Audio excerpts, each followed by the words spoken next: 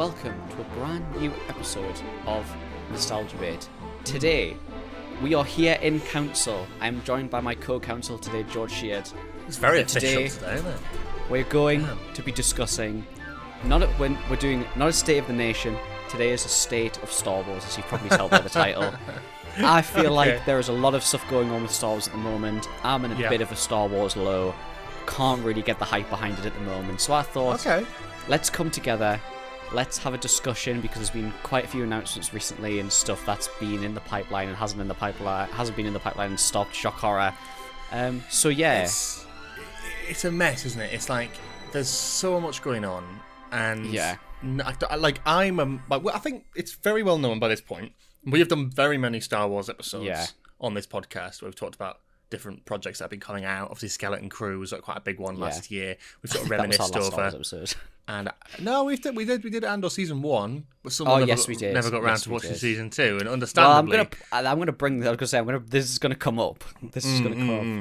And maybe I'll have to fight you on that one. But I think generally there's just a bit of a weird. We're massive Star Wars fans. Absolutely, it's one of the things that I think was the catalyst in a sense. I think it's for the podcast. Yeah, I think it's like one of our, like, what's it called, the pillars of our friendship, really. Is quite a going bit all the way back as Star Wars, and that's the first thing I was going to bring up, because I made like a little bit of an agenda for this, just so we kind of stay on somewhat of a track. You know what? This is so official, and it's your episode, so I get to do fuck all. I get to sit on my arse. This is the state of Star Wars, George. This is important. This is important for the podcast. Are you telling me I get to sit on my arse and just contribute to the stuff that you've organised? Yes, exactly. So today, wonderful. on my agenda today, again with my co-counsel, we have how we currently feel about Star Wars, what has actually released from Star Wars this year, which not too much, what the future of Star Wars looks like, i.e. stuff that we've had trailers for, stuff that has been announced and / is filming, and we know that is in the works, and then we are going to discuss the uncertainties within Star Wars, and that also includes the uncertainty within Disney Plus itself. And then we will go to closing remarks and just news. That's wonderful. George, how do you currently feel about Star Wars? You've already touched on it slightly, but in your current state, how do you feel about Star Wars? My problem is I don't really care about it. But I do have to put my foot down on the fact of, like, the elephant in the room that is Andor Season 2. You haven't watched it yet, and I understand you're a bit fatigued by it, Star Wars, but I don't think that we can say the release schedule to this year of Star Wars has been the sort of deciding factor now, because Andor Season 2 is fucking excellent. That's got nothing to do with it. My thing is I think I'm either unbelievably burnt out with Star Wars because of how much they released very quickly, and also I fully feel like I just there is no faith. I have no excitement for it anymore. That's my issue, is I really struggle to find the excitement. And I understand, Andor Season 1 was great. Like, I thoroughly enjoyed it. But as a franchise, I'm just so burnt out and have no burning passion for the franchise. And that goes with anything. Like, there are so many franchises that I love and love and love, and they get completely burnt out, and I could miss out on their best season of whatever. Like, that's the kind of thing that it is. And 100%. That's what my current feeling is about Star Wars. And I feel like every time something happens or someone speaks about something, it just takes me even further away from it, because I feel like the politics, we are so in depth with the Star Wars, and again with the Star Wars franchise, and with that, it's so hard to avoid news and all that kind of stuff. It's like all the politics surrounding it, unfortunately, it shouldn't, but kind of ruins it for me, because I see everything, and I see all the disappointment, and I see all the fans in fucking uproar about literally anything they do. It's such a tricky one, isn't it? Because, like, a lot of these things that get spoken about, we as fans should not fucking know about. Exactly. A lot of these people, this is actually me playing devil's advocate for Disney for a second, which is a very rare thing for me to do.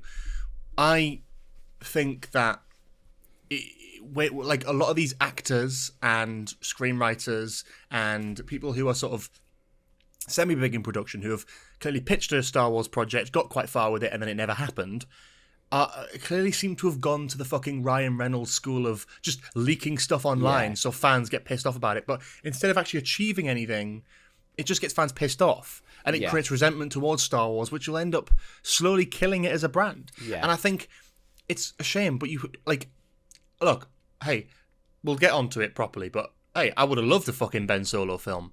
I would have much preferred that to like Mandalorian and Grogu, right? But the point I'm making is that like you have to, at the end of the day, trust that this massive company are trying to put their money into the best things that they deem the best things. Star Wars fans complain about everything. I have no doubt that if a Ben Solo project was released, it would have been fucking slagged off by half of the fan base. Yeah, I don't think absolutely. It's to the fault always of Disney or to the writers and directors and actors who are involved with it.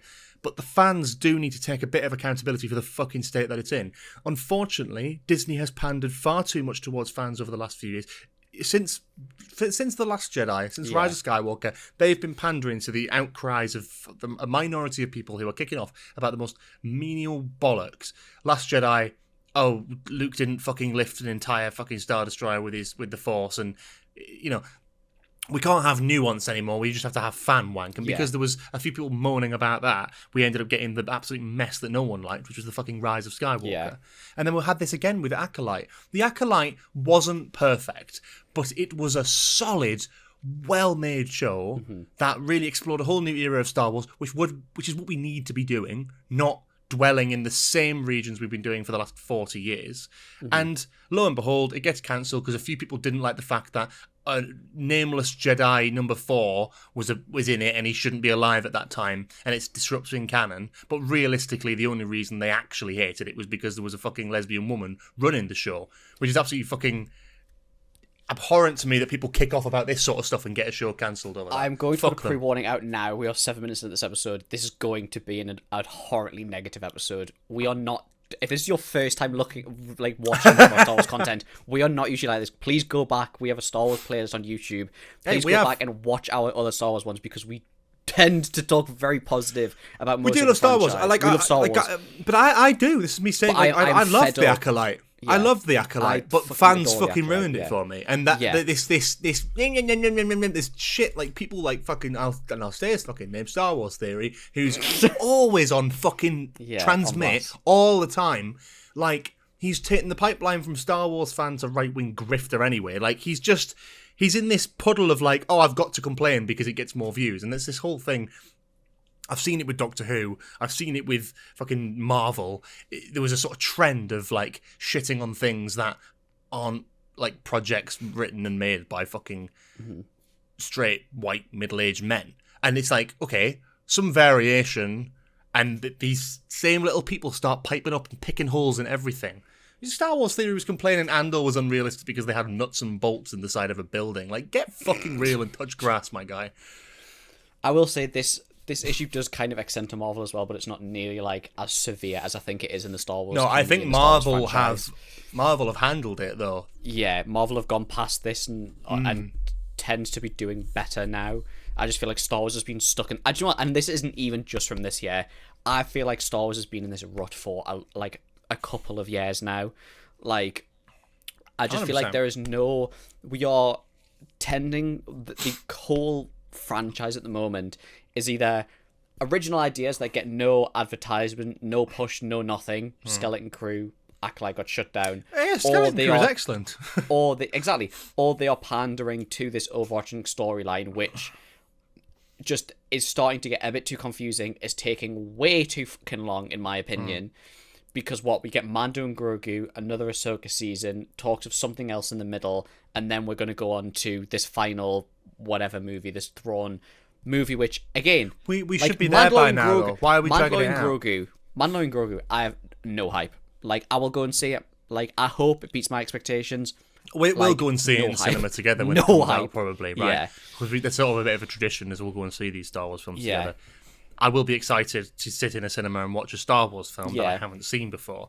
That being said, as much as the trailer is trying to sort of spin in the direction of these big set pieces and these long sort of one-shot takes, you can't rely upon sort of cheap, cool cinematography tricks to tell me that this is a good film. Look, I can't judge it. It's not out yet. It's not out for a few more months.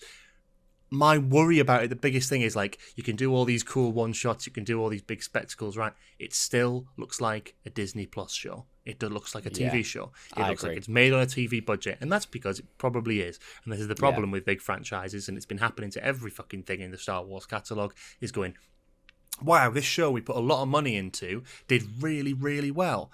For the next series, let's give it less money and less time to do it in, and hope that it's better. Well, it's not going to be. And the only time that has worked is Andor, but I think that's because Tony Gilroy probably put his foot down. That's why it took so bloody long to get made, because he wanted to get it right. Yeah, exactly. Andor is like, everything we say, I feel like Andor is a completely unseparate thing. Because Andor is exempt because Tony Gilroy broke the wheel. Incredible. Because he was the only person in this fucking franchise who has clearly put his foot down and gone, no, we are not doing it in your way because it will not work. You see, because Tony Gilroy's an artist, and they are lucky to have him, so they let him do his thing. But the problem is that same courtesy either isn't extended to other screenwriters, directors, etc., or they're too nervous to stand up to Disney. I'm talking about Jon Favreau. I'm talking about Dave Filoni. Realistically, like, what is The Mandalorian and Grogu? It was originally supposed to be a season 4 of The Mandalorian. Yeah. Now it's a film. I can tell. It looks But now we're like also a TV talking show. about getting a season of Mandalorian after Mandalorian Grogu. Is that true? Yes. Again, it's just confusing. Yeah. There was like a thing ages ago that said they're talking about doing another season of Mando after doing the movie. Then what is the point of doing this The funny thing with The Mandalorian is like so interesting, isn't it? Because they were so successful with season 1. And they had a grip on the public consciousness about Star Wars for the first time in probably years. Grogu, like Baby Yoda, was a huge, huge thing. And now, look at where we're at. We've got a film coming out, and no one gives a fuck. It's crazy. No one cares. Because they've the missed fall it. of Mando should be studied. Like, it's because it's taken so long, Cooper. The first Mandalorian series came out in 2019. It's mental. It's crazy. I remember the first Mandalorian season was so revolutionary, and here we are now.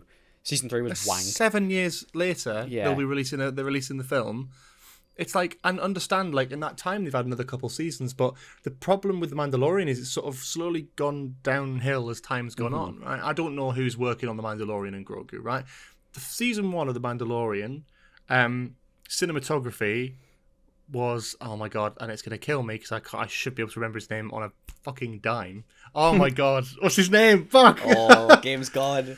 He's just he just did the Batman and Dune as well. He's absolutely fantastic, and you know exactly who I mean. And Greg Fraser, that's it. There you go. He did The Mandalorian season 1. He sort of coined the volume technology, and he hasn't worked on it since. And I don't think he's working on Mandalorian and Grogu. I could be wrong, but I think you look at it and you think that looks a bit crap. I think the first season of Mando is the best looking volume. Which is crazy. Because Greg Fraser is a Oscar-winning and phenomenal cinematographer who has now worked on Dune and The Batman, two of the best-looking films of the last few years. He is a talent, and he'll go on to do bigger and better things than fucking The Mandalorian and Grogu. But I think it's a shame because I think it is missing some of that spark. And not to criticize anyone who is working on that as a cinematographer, but I think there is just something that makes it look too TV-y. And you've got to make it look like a film. If you're expecting people to go to the cinema and pay money to watch this, you need to make it feel like a film, like an event. And I don't feel like it's an event. It feels like a mini-series that is condensed into a film. The opposite, I would say, of what Obi-Wan Kenobi should have been. Yeah. So this year we've had Andor Season 2, which we've touched and said... Excellent. Yeah, exactly. The other thing we've had this year is Tales of the Underworld, which, did you forget that came out? I haven't watched it. Nor have I, and that just shows. I don't think it was particularly well received, and I was a big supporter of the Tales of miniseries. Tales of the Empire, Tales of the Jedi, they were great. Absolutely, I thought they were brilliant. But here we are. Mm-hmm. I don't think we're... Tales of the Underworld, that came out in May. Look, like, I love Tales of the Jedi, I love Tales of the Empire, I thought it was interesting. Tales of the Underworld didn't really grab me much because... Again, I don't, unless I really care about the characters, I find it hard to get into. Is that who it was? Yeah, and Ventress again, really interesting. Yeah. I just think, I don't know if you'll agree with this, Cooper, but I think for me is the sheer amount of content that we've had from Star Wars over the last few years is sort of saturated too much, where nothing feels special anymore. And I think we're at this point of where, like, I think this ties into maybe my criticisms on Ahsoka, and I know you enjoyed Ahsoka. For me, I think I know what you're going to say, and I would probably Hayden Christensen's appearance in Ahsoka was nowhere near as exciting as it would have been had we not had him in Obi-Wan Kenobi like a year prior. Yeah. It's almost like he stepped off one set and went onto the other, and that's absolutely fine, but it was no secret, and it was certainly no surprise to see him there.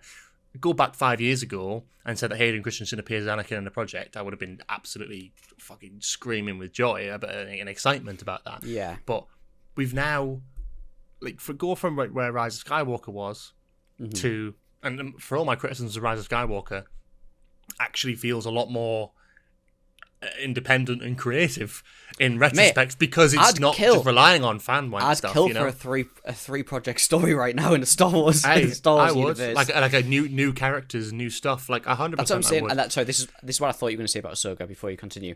Yeah. I feel like we have no originality. Every show that comes out is either a legacy character who is being brought from animation into live action, or a character who's being brought back from animation, or a character who's already had a previous season, or it's a character who people have been crying about. But this is one of the things. It's like, and again, I talk about Acolyte all the time and how I thought it was fantastic.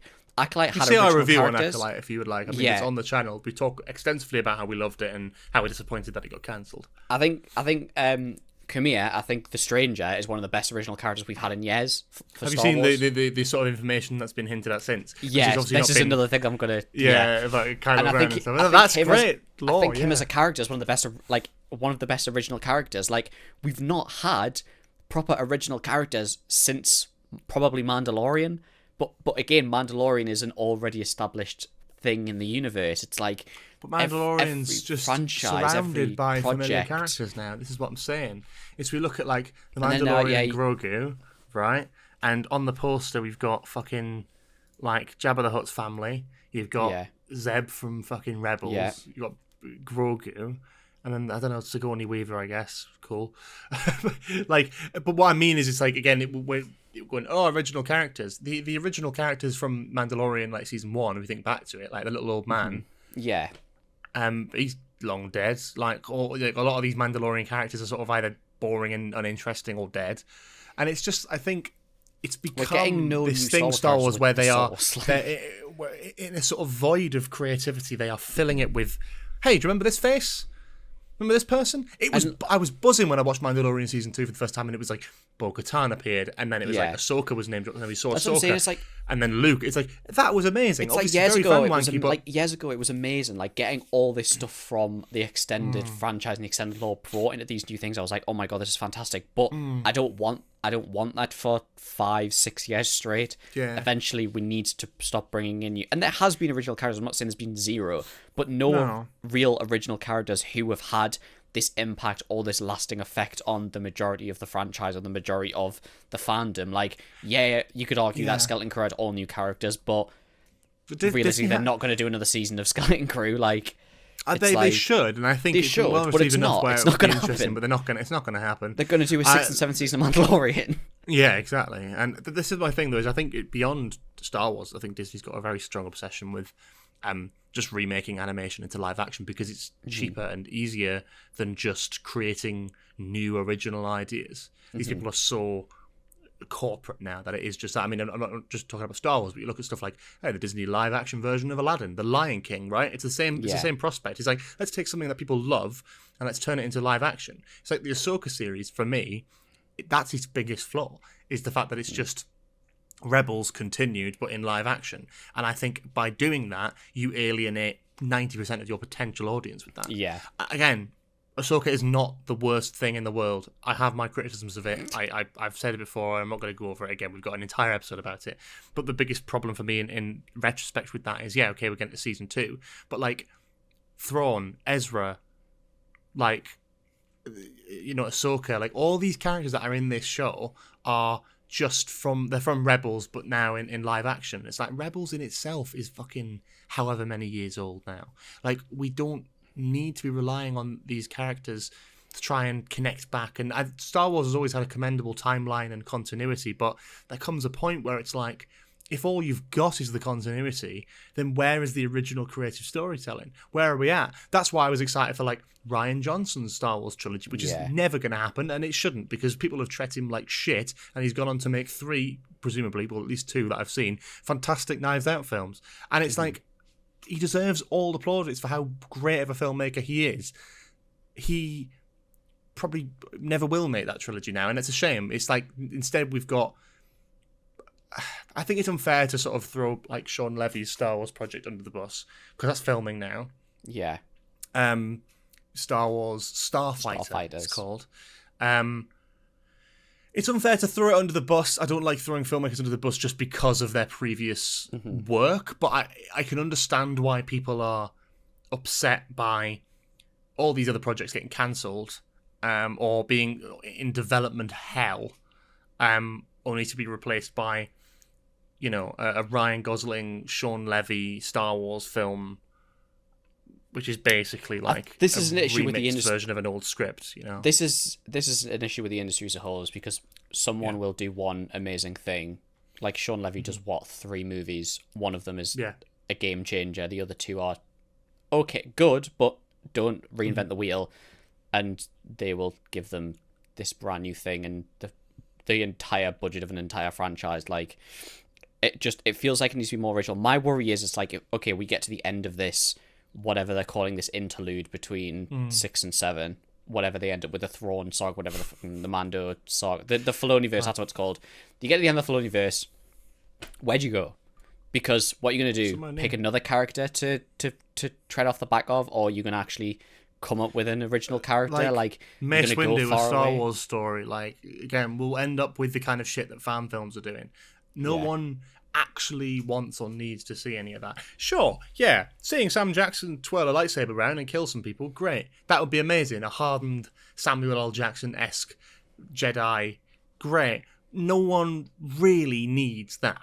What we need is something like Andor,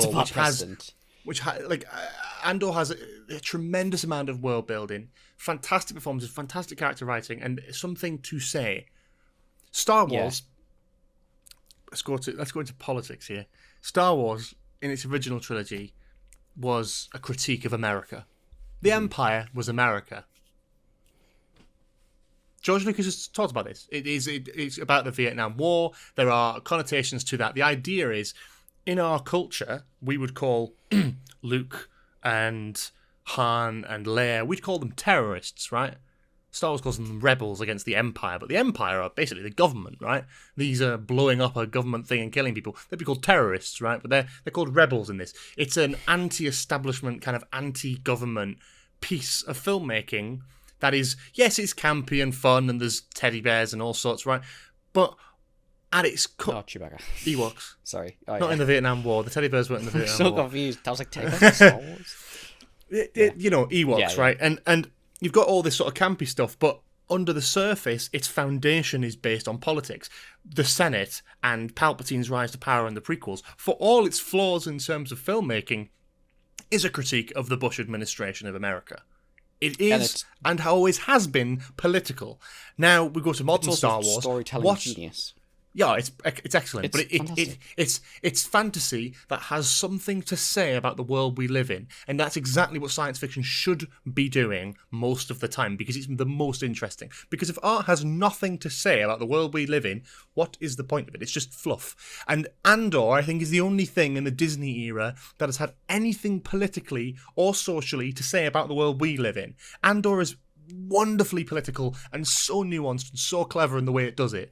Tony Gilroy is a phenomenal writer, and the team behind it, both behind the camera, both in front of the camera, entire up to the top of production. Anyone who allowed Andor to happen and didn't get it canned. I'm talking about the execs at Disney. Everyone involved in the process of making that show should be commended. But pretty much everything else that's come out of Disney Star Wars, especially in recent years, doesn't feel like it has something to say.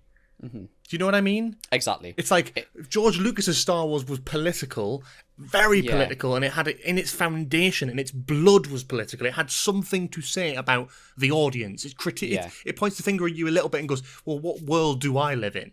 It's inspired by real events, real people. And this is what I'm saying about Filoniverse. Like, I love Dave Filoni, but the Filoniverse just feels like a means to an end. Like, we are at a point now where it feels like it needs to end. Like, yes, it's telling this story, but I just don't think there is I don't think there is enough time, but you spent too much time. It's like you spent too much time on the prelude, so you've not got enough time for the actual story point. Like, there is a world where the story starts where we are now with Thrawn coming back to the galaxy, and we get this political drama with Thrawn as his proper character, as his proper, it could be interesting, but amazing it strategist, but it's not going to happen because we don't have enough time. And that's not me saying you need to give it more time. It's you spent too much fucking time on the bit before. Like, it's the fluff, and no one cares. No one's invested because it's so complex. Like, to watch the Star Wars prequels, yes, it's complex, but you don't need any prior context. You can just watch it as is. Same with the original trilogy, right? And same with Andor. A lot of people who aren't fans of Star Wars are watching Andor and really enjoying it. A lot of people, a lot of general audiences are really looking into Andor because it's a good show. And I think it has a lot to say about the world we live in, etc., right? But the problem, I think, with a lot of this other stuff, especially like the Filoniverse, right? Again, I think Dave Filoni is a wonderful, wonderful man who's done a hell of a lot for Star Wars, and that should not be overlooked. But my issue with Dave Filoni, it's not his problem, it's how fans idolise him. But realistically, he's not the new George Lucas. He never was. He was someone who made a hell of a good Cartoon Network show in the Star Wars universe. He made a kids show that was actually really well put together in terms of lore and canon, and made it really interesting, right? He went on to do Rebels, which had the same sort of applauds, right? But he's not George Lucas.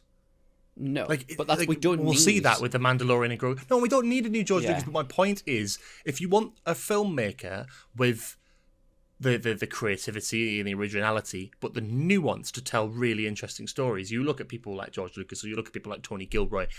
Dave Filoni makes entertainment, and he makes brilliant entertainment, but there is a certain point where, after being fed non-stop Star Wars entertainment for 3, 4, 5 years, with a little interlude of Tony Gilroy magic, you're going to get sick of it. Yeah. Do you know what I mean? Yeah, exactly. That's what I'm saying. It's like, it's they are in such a hard area, because it's like, I like I said, I do love Dave Filoni, and I think what he has done for Star Wars shall never be overlooked, and I think he is in a good position. I just think he needs to.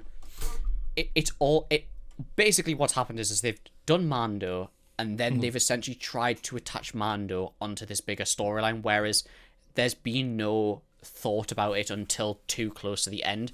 If they'd sat down with Dave Filoni from the start and said, what do you want to do for this? We've got this period of time, you can, like, it's yours. Have him, and gave him the amount of time, and gave him what shows he would have, what movies time he would have. I guarantee you he would write a fantastic, completely overarching storyline. The issue is, he has the storyline, but he has not enough time at the end, and somehow has to attach all this previous stuff onto. He somehow has to attach 3 seasons of Mando to it. Somehow has to attach whatever else has happened before that. Like, it's a hard position to have been put in. And again, that's not his fault. That's an issue with Disney and with the Star Wars execs and the Star Wars franchise as a whole. They keep trying they aren't prioritizing. They aren't prioritizing what they should prioritizing, and they're also digging themselves into a hole and then trying to course correct, which we have seen once before, which again was a horrific course correction and ended up in fucking fire and flames. Is they're trying to course correct, and it's just not working, which surely you would have learned from the first time. We need this to be over, and we need someone to actually sit down and go, okay, this is what we are going to put our time and effort into, and what we're going to prioritize, and this is going to be planned from the this is how it's going to start, this is how it's going to end, and these are the story beats that we need to hit, and this and that's in this many shows and this many movies. That's the issue. And again, I like all the original Star Wars stuff. I'm looking forward to seeing what Starfighters is like, because it's been told it's supposed to be separate from everything, no attachment to sequels, prequels. Yeah, I hope it's good. I really do. Because I want to like Star Wars again. I want it to be good. I don't want it to be shit. But I don't want us to finish the Filoniverse and then do a complete 180 and just get Star Wars projects which are scattered all over the fucking place and have no continuity and no give with anything else, and have no real weight to anything else. It's like we just need to find the middle ground. We need to be able to have these original shows like what Andor did, and that were connected but aren't connected to completely what's going on at the moment. But we also need something that's going on at the moment that has a proper course and can and will run its proper course, and people won't step in and go, no, you need to fucking you need to fucking 90 degrees this now because fans don't enjoy it, because fans haven't enjoyed the second iteration of this 10-year storyline. Like, that's what we need. Somebody needs to put their foot down and go, no, this is going to run its course, and someone needs to have faith and say it's going to be worth it. And like the thing is, when it was all under George Lucas and it was under one man and it was his vision, you could do that and it would work. And I always questioned why did they not do the same thing for the sequel trilogy? Why did they not try and see it through their planned story? Why did they not try? Because the fact of the matter is, at the end of the day, they spent a gargantuan amount of money on Star Wars, and they immediately want return on investment. Yeah. They want money back. They want money in their pockets, and the best way to do that is to release Star Wars Episode 7, and they did that. Mm-hmm. They did it. Great.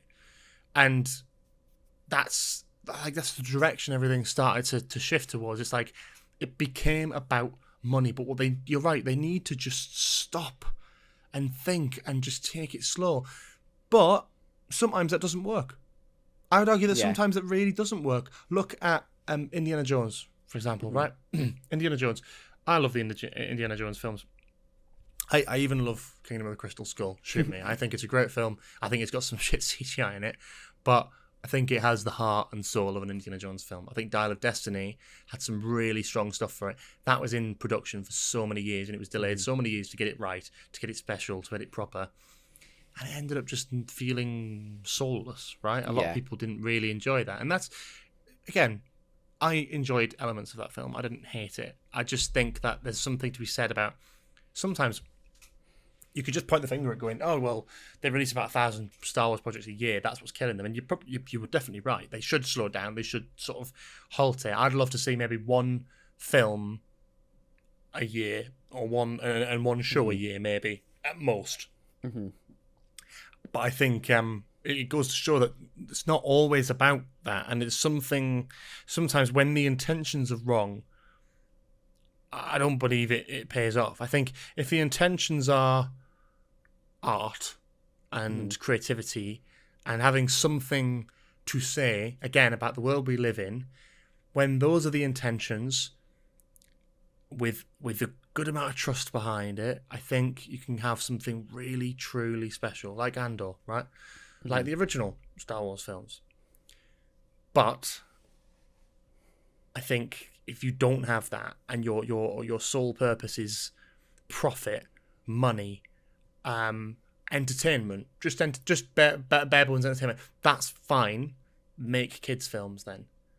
If your audience is now of all ages, and we're talking people who have been watching Star Wars for 40, 50 years, who have been obsessed with it and loved it since day one and been hyper obsessed, or we're talking about new fans who've, only just started watching the Star Wars films a few years ago, right? They're all going to start with the films, the main films, the original trilogy, the prequel trilogy, the sequel trilogy. They're going to watch them first. So just cut down, go back to your roots a little bit, and try and just do something in that ballpark. Kids watching Star Wars, maybe when Rebels was coming out, were watching Rebels, but now, we're still about 10 years on from when Rebels was a thing, really. Yeah. Which kids are sitting there now going, oh my god, I can't wait to see season 2 of Ahsoka? The only people who are watching it at this point are adult fans who grew up on Rebels or grew up on Clone Wars, who are already invested, and I would sort of pessimistically say are too far in to turn back. Yeah. And I think that's unfortunately the truth of it. I don't think that Star Wars is doomed, because Andor has proved that you can have phenomenal, like, actual art coming out of this franchise. But the majority of stuff isn't Andor. I think Acolyte is the only thing that's come close to it, and some fucking neckbeards on the idiot, fucking cancelled. We touched on the future of Star Wars, Mando and Grogu, Ahsoka Season 2, Starfighter. The only other one I want to mention is the new Maul anime TV show, which, again, harks back to... Is it anime? Yeah, it's anime. It's animated. So it's in Clone Wars style. Sorry. So I thought you said anime. I was like, oh, interesting. Sorry, more animation. Again, I love Sam Witwer. He's great. I love his Darth Maul. Like, this is exactly what we talked about earlier. We are fucking beating a dead horse with Maul at this point. It is crazy. Look, I mean, I'm a big Darth Maul fan. I'm delighted to have more Darth Maul action. I would have preferred if we ever saw him again that it would have been live action. Personally, I feel like we've had a lot of animated Maul, and I love Sam Witwer. Don't get me wrong; I think he's brilliant. I just think, what is Maul Shadow Lord gonna do? That is again creatively interesting. We've had, bearing in mind the 6 films, right? At that point in time, Maul had been in one film, got chopped in half, had about 2 lines, and then they brought him back for Clone Wars. Exceptional idea, kind of really flesh him out, do something more interesting with him, and he was a big, big part in the end of that. He's also a big part in Rebels. He then appeared in Solo, and then now we've got this sort of middle ground where, what is this going to cover? We've seen, like, I feel like with Maul, I love the character, but unless we're seeing him in live action and something, it's going to give us something really new and exciting and interesting that we haven't seen visually before, what's the point? Because we've got Clone Wars. Towards the end of Clone Wars and the Order 66 stuff in Season 7, we see him communicating with the people he's sort of associating with in Solo. So it's sort of showing that Crimson Dawn is kind of a thing by then. He's already in the crime syndicate, right? And then we see him in the crime syndicate, and then we see the other side of that when he's sort of like a weird, washed-up hermit in this Sith temple, and then we see everything up until he literally dies on screen. Yeah, that's what I was going to say. That's exactly what I was going to say. What else is there to show that makes this interesting, other than... people like Sam Witwer, people like Maul, people will watch this. They won't unless you give them a solid reason to. Yeah. And this kind of leads on to the... Maul kind of leads on to the uncertainty of Star Wars at the moment. Obviously, we have the Acolyte cancellation, which we've already mentioned a million times that it should have been cancelled. It's stupid. We now have this... obviously, we then have the coming out of what the plans were for the Stranger's character, how they were going to tie into certain stuff, him being one of the first Knights of Ren or the first Knights of Ren. Amazing idea. I would have loved to have seen it come to fruition. The first Knight of Ren, being like a Sith Lord, it was already teased that in the series. There's a use of Kylo Ren's theme. There's a lot of interesting notes there. It shows that Acolyte was something that was really well thought out and tied into the universe. Yet some people want to moan about it because it contradicts their magazine tie-in special DVD that had Ki-Adi-Mundi's age on it. Fuck me. We also now have the confirmation that a Ben Solo movie was written and a director was attached and was in very early production until, I think it was Bob Iger. Bob Iger sat down and said, "This is unrealistic. How can Ben Solo not be dead?" I think I'm biting my tongue with the Ben Solo one. And the only reason I'm biting my tongue with it is, I think as much as it's a great concept on paper, we will never know what that looked like. Yeah. And I don't think we can... well, exactly.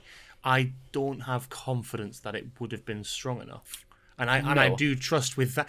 See, that to me is different because The Acolyte was already commissioned and we got to see season 1 of it and then they cancel it. That's sort of going, that's Disney making a stupid decision. With this, it might have been shit. It might have been really good. We will never know. I think it's really hard...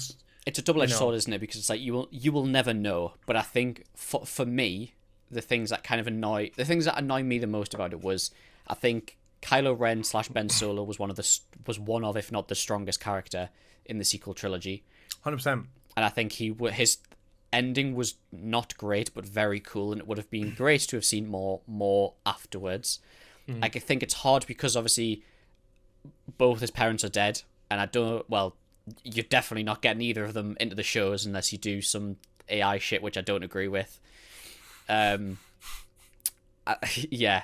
I also think if it's true, and Bob Iger or whatever execs have turned around and said it's unrealistic, like characters should stay dead, whatever. If this comment is true about characters staying dead and characters not being able to come back and not being able to serve their expectations, I think the entirety of the execs and creative team at Star Wars needs to get a fucking grip and needs a change instantly, because I'm not being funny. We are in this shit show because you fucking brought back a dead character. This whole fucking shit show, the whole fucking everything we've talked about today, this whole fucking redirection of a final 9th film is because you brought back a dead fucking character. Darth Maul got sliced again from Darth Maul. Darth Maul got sliced in half and came back to life. It makes no fucking sense, which I genuinely hope that that comment is not true, because it is. If it is I true, don't- it shows I the don't people who think there's control Star Wars anything- have not got a fucking clue what's going on. Here's the thing with that, and I take your passion. I agree, and I agree with the sentiment, especially off the back of Rise of Skywalker. Could it be that they have learned their lesson, that they brought back Palpatine for no reason? They've been clowned on it for the last 4 or 5 years, and it is now a point where they're going, yeah, let's not. I mean, we don't know when the Ben Solo thing was pitched. We don't know if it was this year. We don't know if it was a couple of years ago. My point is, it's still quite strong in the public consciousness of bringing back Palpatine was a very silly idea that has been clowned on ridiculously by many Star Wars fans, almost unanimously. Ben Solo project, immediately then going, oh yeah, let's bring back Ben Solo.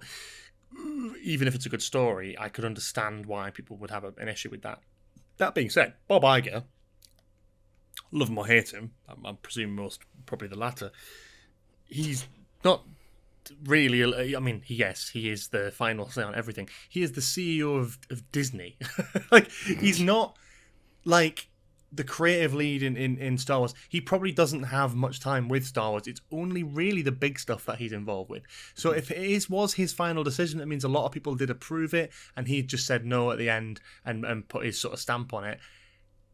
I don't know why that would be. But again, you have to consider that they've read the script, they've seen the proposal, and they still chose to say no to it. Now, we can clown on that all we like and go, yeah, let's keep making more Mandalorian slop. But I do think that there is something to be said about actually saying no to Star Wars projects sometimes. And I do think that is not a bad thing. I think it is good that they have some restraint. Now, a Ben Solo thing could have had potential to be amazing. It could have also made no sense, and it could have been crap, and it could have done exactly what Rise of Skywalker did, which was kind of try and retcon everything and try and do something new with it. It's what I worry the new Jedi Order film will be, but I'm happy to let that go because it's a few years in the future. I guess it's glad that we got a no from a Star Wars project off the start than it being in production for 3 years and then getting them having a logo and telling the public and then canning it. Yeah, that's the difference. I mean, we've still got loads of other stuff. I mean, you've got. Dave I would like to say, take this clip, cut That'll it. Be good. And we will see in 3 years' time when they've brought back fucking Jar Jar Binks from the fucking grave or whatever character they've brought out from the we never Netherrealm. saw him die on screen, so at least it's a little bit more believable.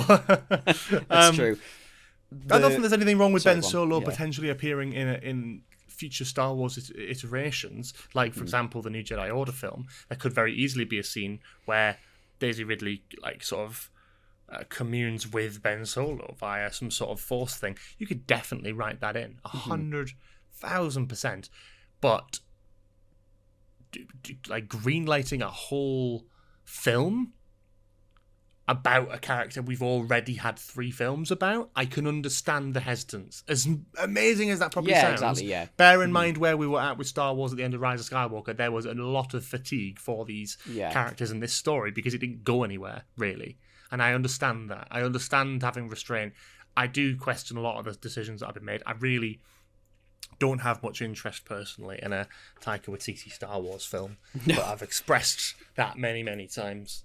James Mangold's sort of early Jedi one, that's sort of been on the shelf for a while. I wouldn't be surprised if that one got cancelled. Do I want it to? No. That's a crash out. That gets cancelled. The thing with that is it's really tricky because James Mangold is a great director, but also has had various ups and downs. I think Logan is a masterpiece in taking a character and doing something absolutely fantastic with that. I think Dial of Destiny is the opposite.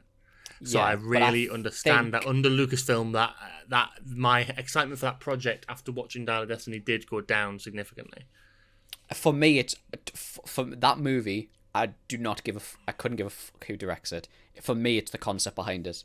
It's 100%. I believe in the concept. No, and the concept is amazing, and like having the very first Jedi, maybe seeing like Uktu as well, and like the first Jedi Temple. I think the concepts of that, and I think would be fascinating. And then again, I'm all about separating yourself entirely from any era of Star Wars and doing something original, which is what the Acolyte tried to do.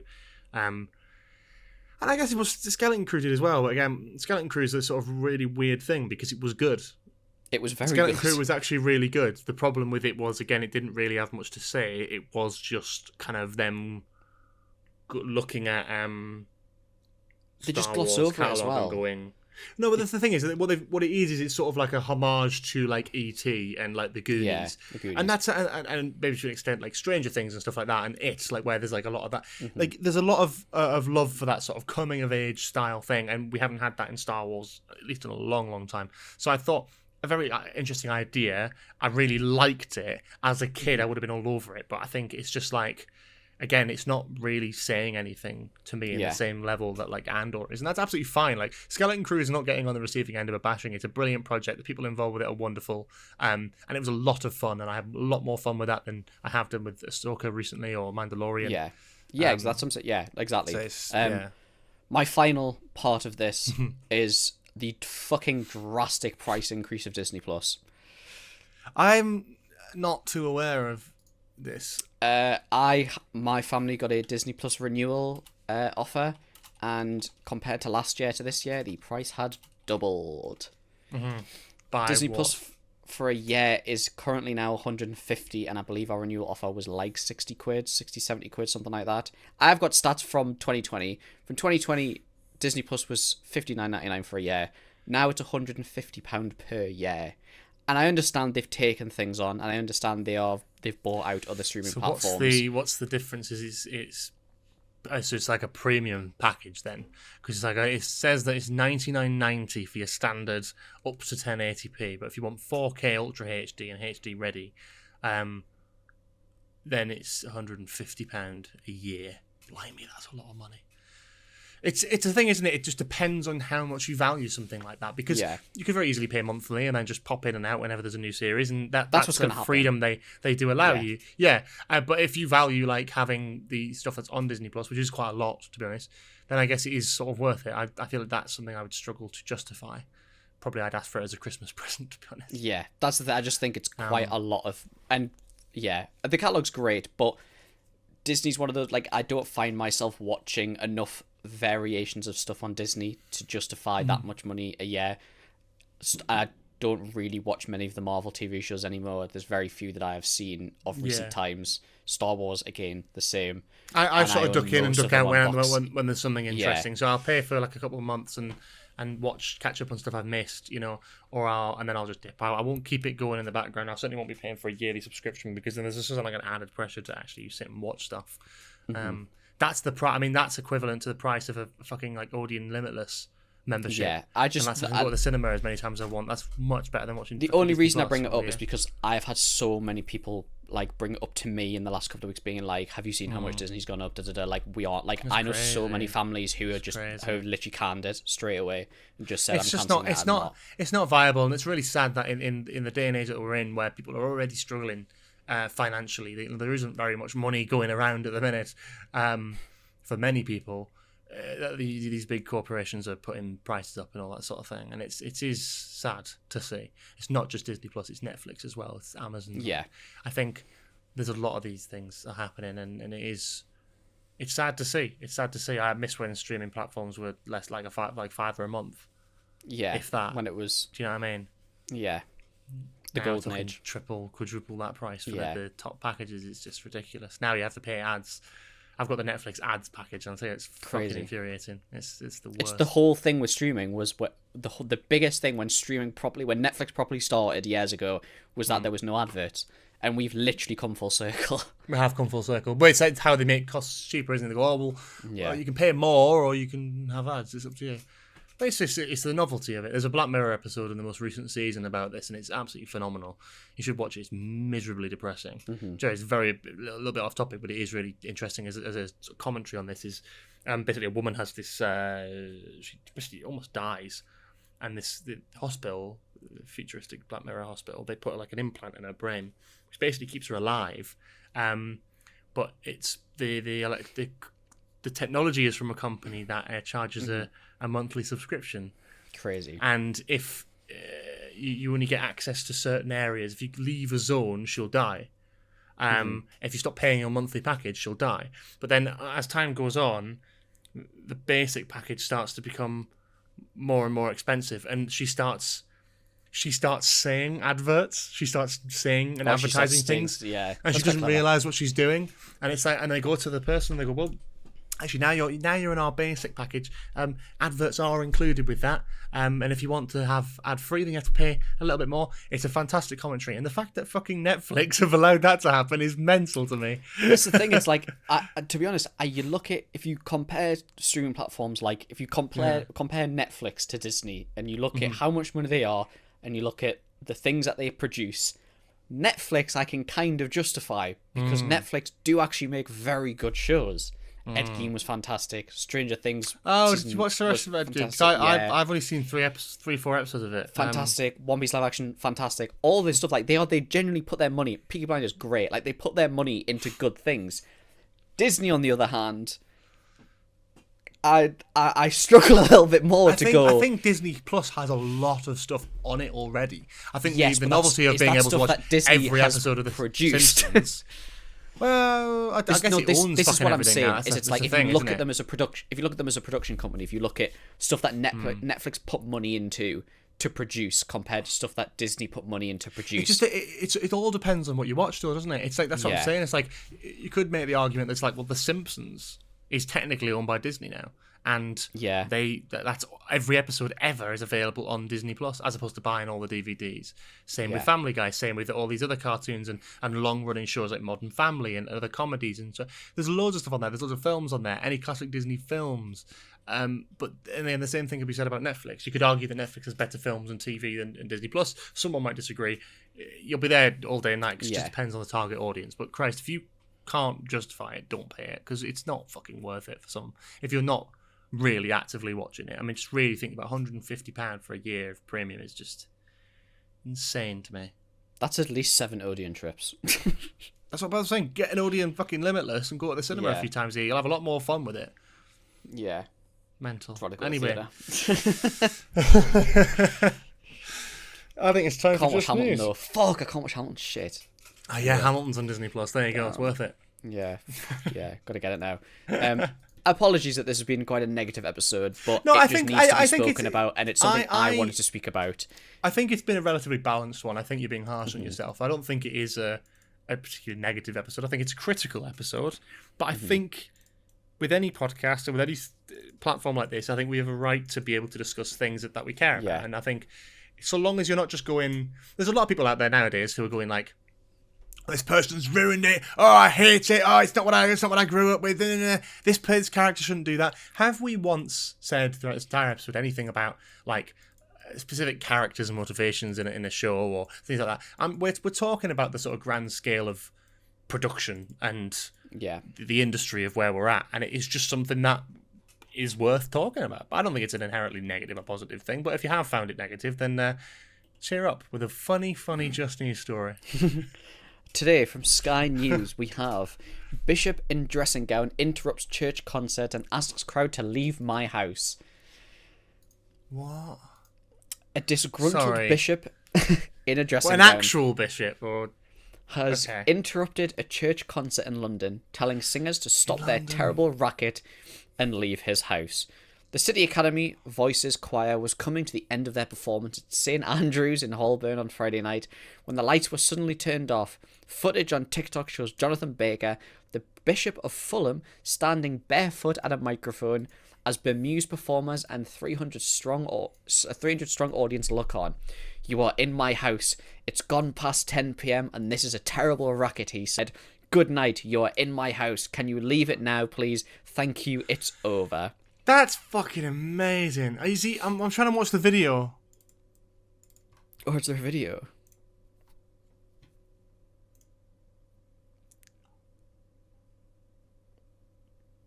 Oh, that's mental. That's unreal. The video shows the whole thing. Yeah. It's like, this is my house. This is a terrible racket. It's like everyone's having a good time. I mean, it is... Broke the 10 p.m. curfew, Yeah, fair play. I mean... I understand if he's given permission for them to be there till 10 p.m. and they've stayed longer than they should have done. That is kind of annoying. But then again, Stop being a miserable twat. A church employee then asked the crowd to leave quietly and for the musicians to step down from the stage, attracting boos from the audience.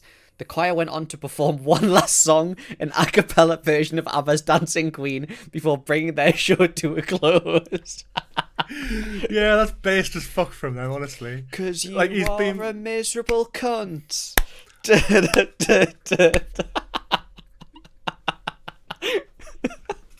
I love it. That's terrible. Benedict Collins, who was attending the concert with his 10-year-old daughter, told Sky News he initially thought the interruption was a stage joke. The church willingly rents out the premises for performances for money, he said. They can hardly be surprised if they take bookings for concerts and there is music in the hall. Mr. Collins said the talented choir had worked like mad on their performance and criticised the bishop's remarks. This work deserves respect, not to be disparaged as a terrible racket, he said. The people here had put their heart and soul into it. The bishop cut them off in midstream, preventing soloists who had worked their hardest from singing and preventing the audience, which included people of all ages, from enjoying it to the end. It's just a fucking miserable old man. Like, again, it's just not even worth like giving him the time of day. And I'm actually glad that they just kept singing after, because that's really funny. They obviously tried to turn the equipment off and stuff, and they just went fucking a cappella. I respect that. I know sometimes there are things where, like, concerts, you have to be finished by a certain time, and if you start going over, there's, like, a fee, but that's for, Charge them more. Don't come out and embarrass everyone and insult them. There's no need for that, is there? Just put in a contract. Just say, if you stop, every minute you go, 10 p.m., every minute you go over, it's, like, X amount of money, which I'm sure is an actual thing. Yeah. A spokesperson for Diocese of London had told The Guardian, Bishop Jonathan reached out to the organiser on Saturday to apologise for his late-night appearance at the concert, which he now understands had overrun due to technical difficulties.